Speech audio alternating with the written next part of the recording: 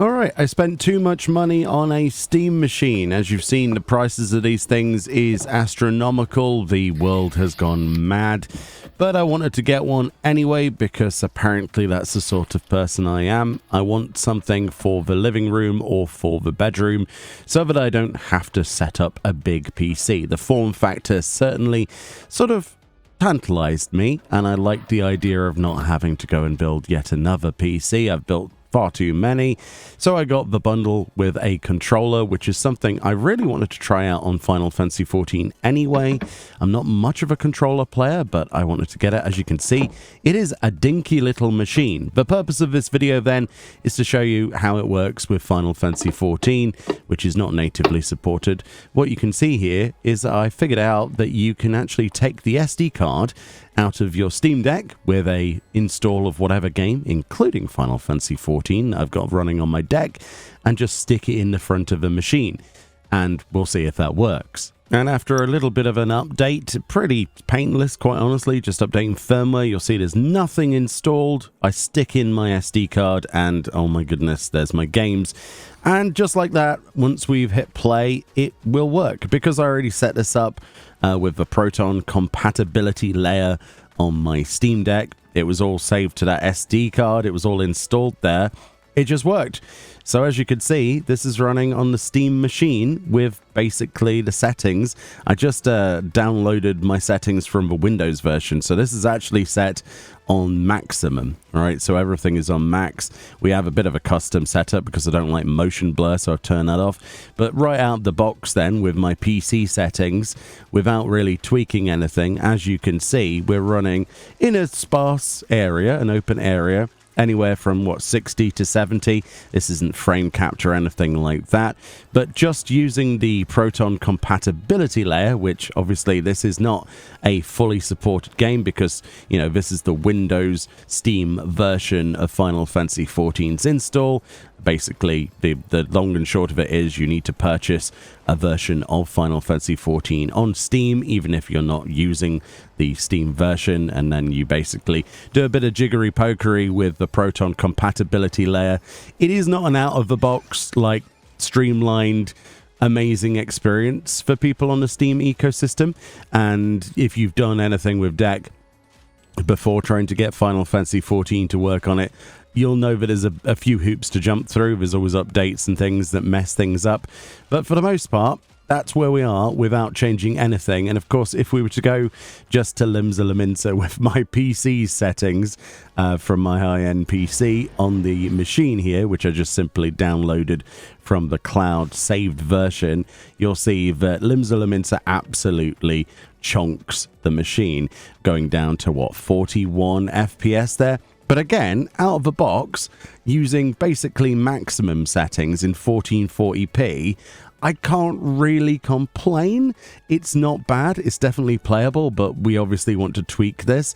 So obviously, you know, the tech within the Steam machine is not that good, right? It's not a high-end PC.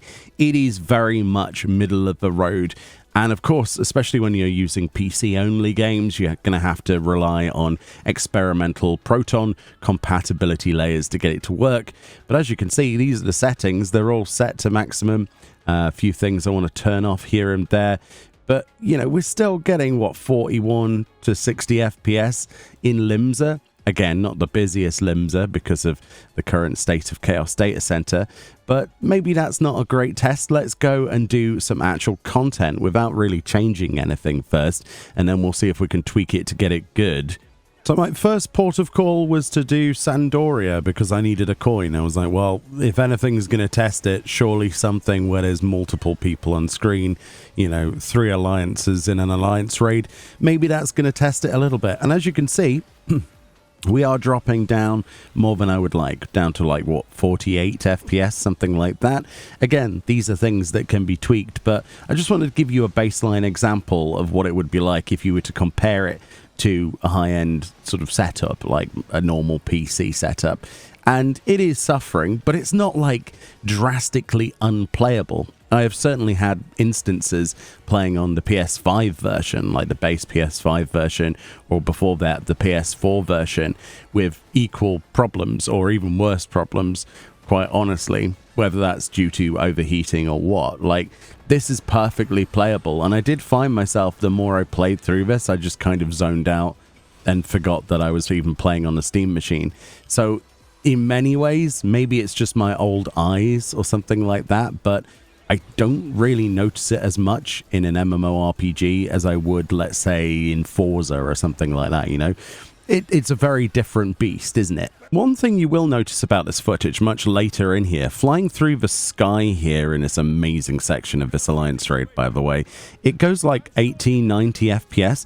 I think that is simply because it's not rendering all of like the character details, and then when we land, you'll see that we've gone back down again. It's still very respectable. I mean, I haven't changed any settings yet, but this led me to the conclusion that it really is probably to do with lighting and shadows, and that's what got me onto the idea of, well, maybe I can just tweak those down a bit and gain some FPS.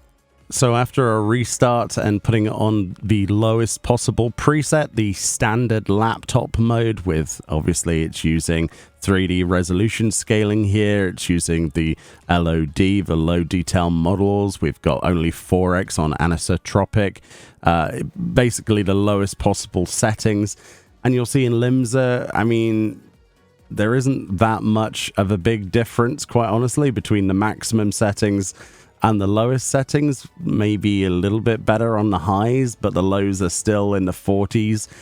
And if we look side by side, then exactly the same Alliance raid, just one is on the lowest preset and one is on the highest preset for 1440p. You'll see that there is actually a drastic difference between the two. So if you do want to have a much more stable performance side of things, you could just put it on the laptop mode, and effectively you will eke out that many more frames per second. So the machine is capable of it, of being north of 70 FPS. In some places, obviously more than 100. It's going to depend, but in built up places like Limsa, you know, you're never going to get probably above 50 on this machine anyway. But bearing that in mind, like for combat and obviously for duties, instead of just going for the maximum preset, if you turn down some of your shadow features, things like that, then you're easily going to get 60 plus frames per second from that maximum preset, and just toning a few things down, limit the shadows of other characters, that kind of thing. All in all, not too bad, especially considering this is not, again, like an actual release on Steam that is, you know, anything other than a Windows version being ran through Proton on a compatibility layer to make it work on the machine, because it is a Linux based machine. So yeah, same sort of situation you deal with on the deck, just a lot more powerful, and there's a lot more headroom. So it's a perfect machine, I think, for a living room. Again, 1440p is kind of like the lowest that I would be willing to drop it. You could drop things down to 1080p if you wanted to, and, you know, have probably a few more frames here and there, but I don't think it's necessarily the standard these days. I think, you know, what I would be willing to play the game at least is 1440p, not necessarily in 4K. I think the sweet spot is definitely 1440, and I think that goes for a lot of gaming, really. Especially when, you know, I make content for YouTube and for Twitch. A lot of the limitations are 1440p anyway, so that's kind of what's ingrained in my brain. My preference would be 1440p minimum. So yeah, not too bad, honestly. But again, the machine isn't really designed for Final Fantasy XIV in its current state. We're using compatibility layers, like I've said so many times before. But I wanted to give you a good idea of, if you were going to get one of these and you were, you know, somebody who does play 14, what would it handle like? Well, you know, pretty good, actually, as you would imagine. For a medium spec sort of PC, it's basically the same situation. But again, you're having to jump through certain hoops. There are plenty of guides, though.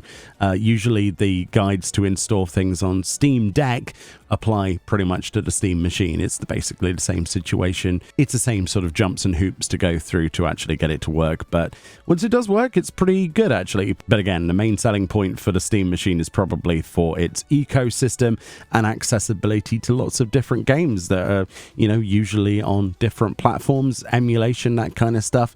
For me, me personally, this is certainly something that I would consider playing, especially considering I can just plug in a keyboard and mouse, you know, and if I want to, or if I'm ill or bedbound, I've got a fairly decent setup for decent frames per second that I can join in on raid nights, things like that.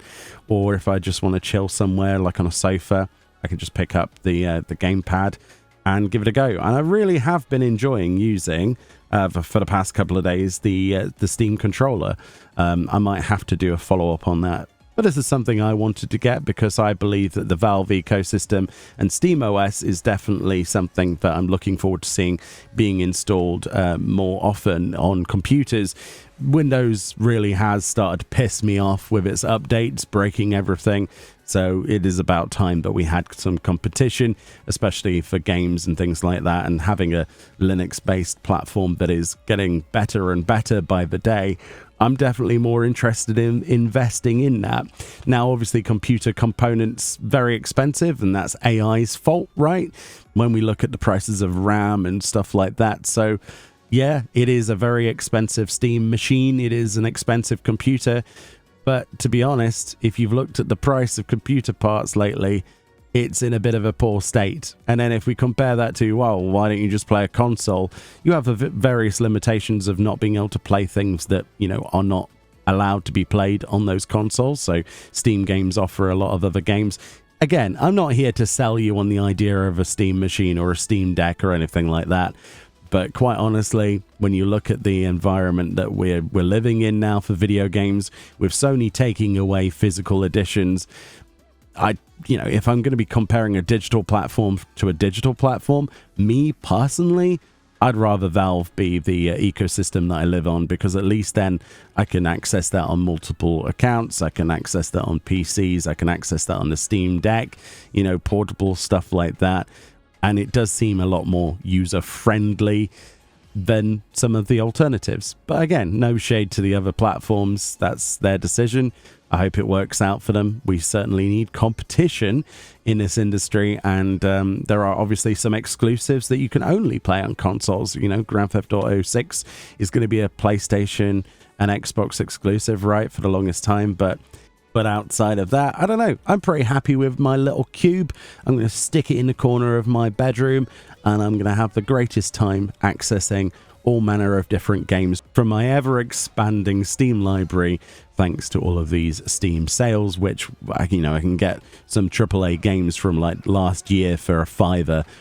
It's very difficult to say you can do the same on stuff like PlayStation and the Nintendo store, but there are certainly hurdles to be had, especially with things like Final Fantasy XIV, but there's lots of really great examples outside of 14. I personally love playing my JRPGs, and I'm pretty sure that's the majority of the time I'm going to spend playing on the Steam machine anyway, so they're not that graphically intensive, but I do like to dabble in things like, you know, Forza 6 and stuff like that, and other games here and there, and most of those work well enough to the point where I can enjoy them from a distance. You know, it's not like with my PC where I'm up close and personal to my monitor looking at every single pixel. So anyway, much love, more videos on the way. If you want to see more stuff from the Steam machine, let me know. I'm more than willing to test things out, and maybe you have some ideas of things we could do with this. But yeah, it's an overpriced brick with a great ecosystem that is growing by the day. So this video isn't to try and sell you on any particular thing, because, you know, we all play video games at the end of the day. We just want the bloody things to work. Anyway, let me know what you think. If you're planning on picking up a Steam machine, or if you're going to try and build your own PC, PC gaming is great. I absolutely love it in all different forms. And I hope more people branch out and play different things and see what there is to offer. Much love. I'll see you all next time. Bye-bye.